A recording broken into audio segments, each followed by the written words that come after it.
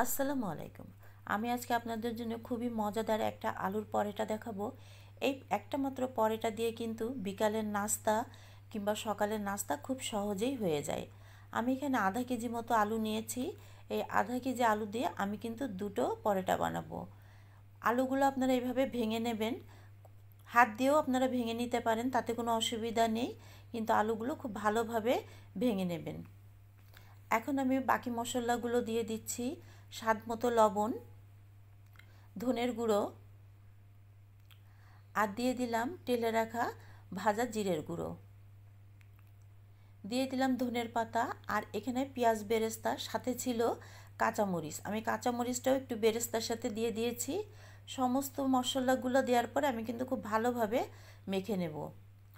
আলুতে আমার ঝালের দরকার ছিল আরও বেশি, সেই জন্য আমি আরেকটু গুঁড়ো ঝাল দিয়ে দিলাম। দিয়ে আমি আবার ভালো করে হাত দিয়ে মেখে নেব। আলুটা কিন্তু একদম খুব ভালোভাবে ম্যাশ করে নেবেন আপনারা, যাতে কোনো রকমের দলা না থাকে। খুবই ভালোভাবে কিন্তু মেখে নেবেন।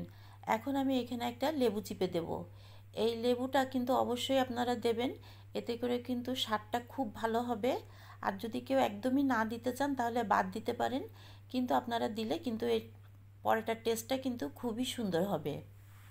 আমি লেবুর থেকে পুরোটা অংশই দিয়ে দিলাম চিপে, যতটুকু রস ছিল। এক পিস লেবুই দেবেন, খুব বেশি দেওয়ার দরকার নেই। আমি ভালোভাবে মেখে নিচ্ছি।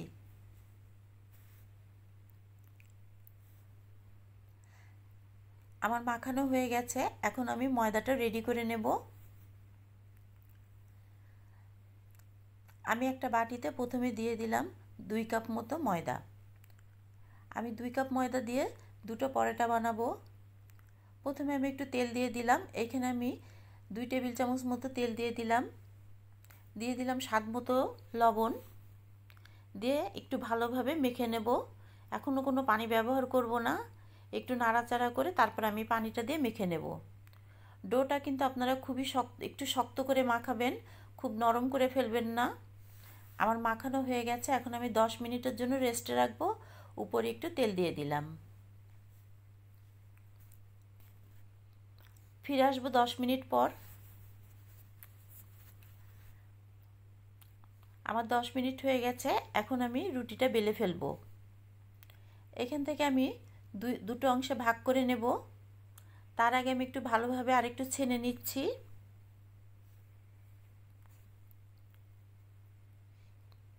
আমার কিন্তু ডোটা রেডি হয়ে গেছে। এখন আমি দুটো অংশে এটা ভাগ করে নেব।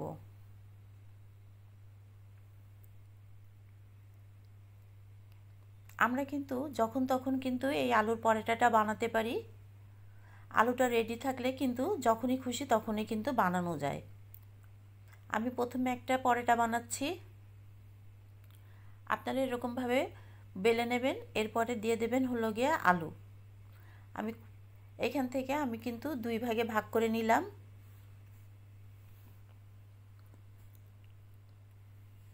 দেখুন আমি কতখানি আলু ব্যবহার করেছি।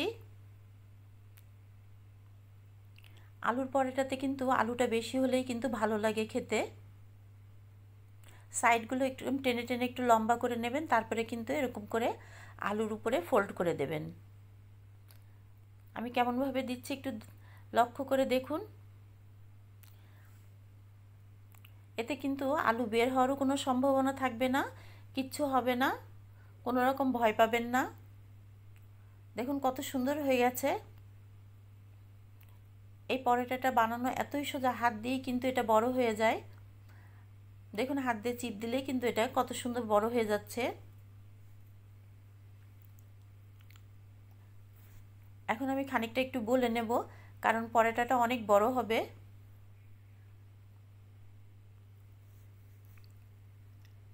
এই পরোটাটা কিন্তু একদম খাস্তার মতো হবে, খুবই মজা।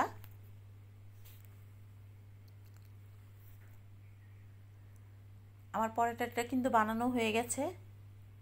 যদি সাইডে একটু দেখেন আপনারা এরকম হয়ে গেছে মাঝখানে, তাহলে একটু হাত দিয়ে জোড়া দিয়ে দেবেন, কোনো অসুবিধা হবে না, আলু কিন্তু কখনোই বের হবে না। এখন আমি আমার প্যানটা গরম করেছি, আমি কিন্তু গরম তাওয়ার উপরেই দিয়ে দিলাম। এখন কিন্তু তেলটা কেমনভাবে ব্যবহার করব আপনারা দেখেন, সাইড দিয়ে কিন্তু আমি তেলটা দিচ্ছি। যেহেতু পরোটাটা অনেক বড় সেহেতু আমি কিন্তু প্যানে আগে তেল দিইনি। এটা আমি পরোটা দেওয়ার পরে আমি কিন্তু সাইড দিয়ে তেল দিচ্ছি। আপনারাও কিন্তু এইভাবে তেলটা দেবেন, এতে করে কিন্তু পরোটাটা খুবই সুন্দর হয়।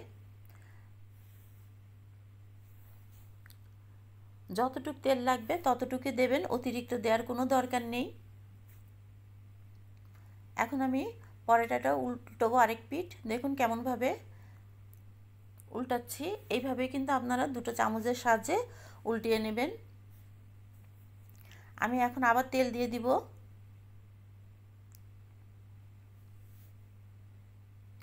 যেহেতু পরোটাটা অনেক বড়, প্যানে তেল দিলে ছিটে আসতে পারে।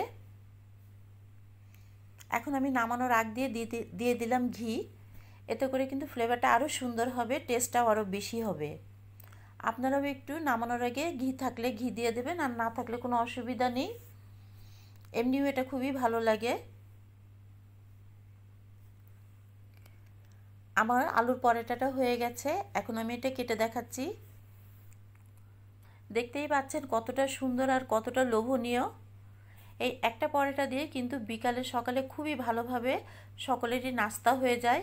একটা থেকে দুটো পরোটা বানালেই কিন্তু হয়ে যায়। আমি একটা পিৎজা কাটার দিয়ে এরকমভাবে 4 টুকরো করে নিচ্ছি।